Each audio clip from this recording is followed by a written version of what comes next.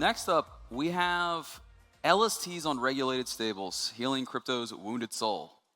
And that's a lot, it's a mouthful. But we have Abi Singh here, who's a lawyer based in Abu Dhabi, to explain it to us. This is gonna be a pretty exciting one. I was talking to him backstage about it. Guys, pay attention, there's gonna be some good stuff. So please welcome to the stage, Abi. Hey, you're gonna do great, man. Okay. Good afternoon. We are talking today about taking a concept that's, well, on-chain, liquid staking tokens, and just applying that concept in real life, right? Kind of take it off-chain, kind of like a reverse RWA, if you think about it. Anyway, so I think it's fair to say that crypto since 2022 has probably had quite a few face plants. I don't need to go into what they are. If anybody's familiar with Joseph Campbell's Hero with 1,000 Faces, basic concept of that, the insight of that was that every story that moves people, makes people feel, actually drives people to do things, every hero narrative arc is always the ordinary person called to a great quest, and then they try, and then they faceplant, and then it's kind of like a resurrection as a phoenix, and then you eventually succeed. Crypto kind of is just past the faceplant stage, I think. And I think yield-bearing stables done in an interesting way probably allows us to resurrect and get crypto and sort of get stables and get tools to almost anybody, including retail investors, just tools to enable abundance, basically. All right, what do I mean by this? I think a good end game for stablecoins is all cash, all on-chain, all productive, all the time, right? How do you go about doing that? Well, as chains like Sonic have become better and better and been able to actually execute more throughput at scale, you start to see the possibility of doing yield-bearing stables at scale. You also have a better regulatory appetite. So where I come from, where I'm based, places like the UAE, there is a permissive regulatory environment where provided you build it right, you can build what I'm going to talk about in a second, which is let's do a stable on a stable. Now, MiCA in the EU does allow banks and financial institutions to issue stablecoins, but those stablecoins cannot be yield-bearing. Now, they've done that, understandably, because they want to prevent capital flight out of the EU, and the US is probably going to go a similar way. The Stable Act contains provisions which are very similar, and you're probably going to have a situation in the very near future, already in the EU, and probably very near future in the US, where you can issue stablecoins as a bank or a financial institutions, but they cannot be yield-bearing, which is great because we could probably do a little jujitsu with that. And essentially, what I'm suggesting is you can have a yield-bearing, you can have a regulated stable issued out of the EU, and then essentially build a venture with, so you have an issuance business and an asset management business, and you build those out of a place like the UAE, mint 100 million of regulated stables, pop those into a smart contract controlled by this other issuance business in, let's say, the UAE, and then issue a yield-bearing stable on top of that. Now, where it gets really interesting, which is the point of taking something like LSTs, which is an on-chain concept, taking it off-chain, is let the experiment run for like 12 to 18 months.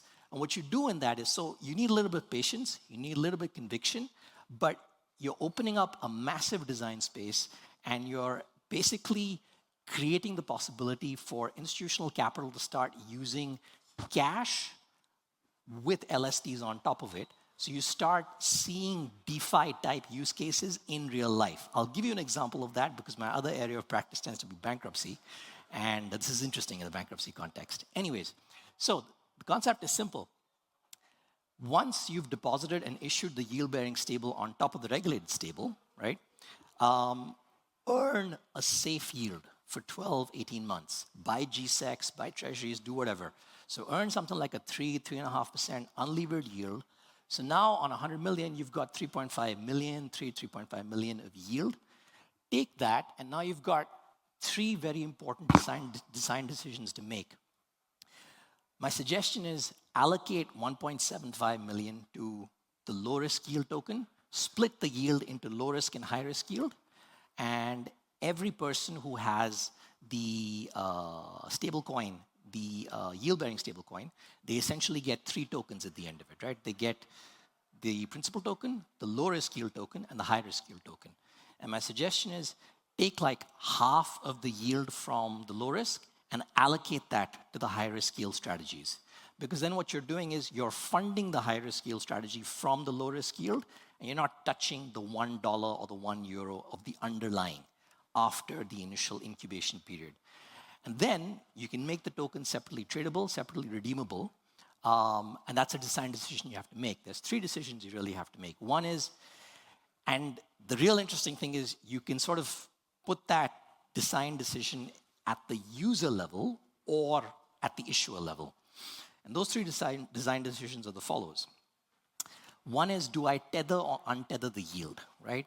Untethering the yield means I untether the low risk and the high risk yield tokens from the underlying principal. So whoever, I can trade them, sell them, do whatever, and then whoever holds the low risk or the high risk yield token at the point of redemption gets the payouts, right? The principal always remains redeemable 1-for-1, right?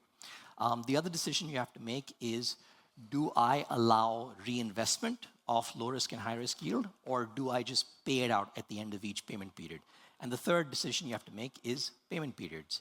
Now, if you do it right, you can have a situation where retail users, because nobody is prohibited from buying a stable coin, all of a sudden, if you start crowdsourcing, if you give people who are holding the tokens, if you give them a bouquet of options for high risk yield and low risk yield after sort of 12, 18 months, all of a sudden you've given institutional and retail investors the ability to have access to pretty much any exotic strategy under the sun, because remember, the other part of this business is an asset management business. And the asset manager's only customer is the issuer. Well, I mean, they can take on other issuers, but presumably this is a situation where you can give any investor, not an investor, anybody, access to low risk and high risk yield through a yield-bearing stablecoin. And the point is, it does the actual opposite of, it does the opposite of capital flight. So EU and the US don't want to allow onshore yield-bearing stables for understandable reasons. But this is great, because if I want to mint more of the offshore yield-bearing stable, I need to go and deposit more fiat in banks in the EU and the US. It does the exact opposite of what, so in other words, it aligns regulatory interests between the EU and the US and more permissive regimes like the UAE, right? Of course, it does open up some risks and considerations.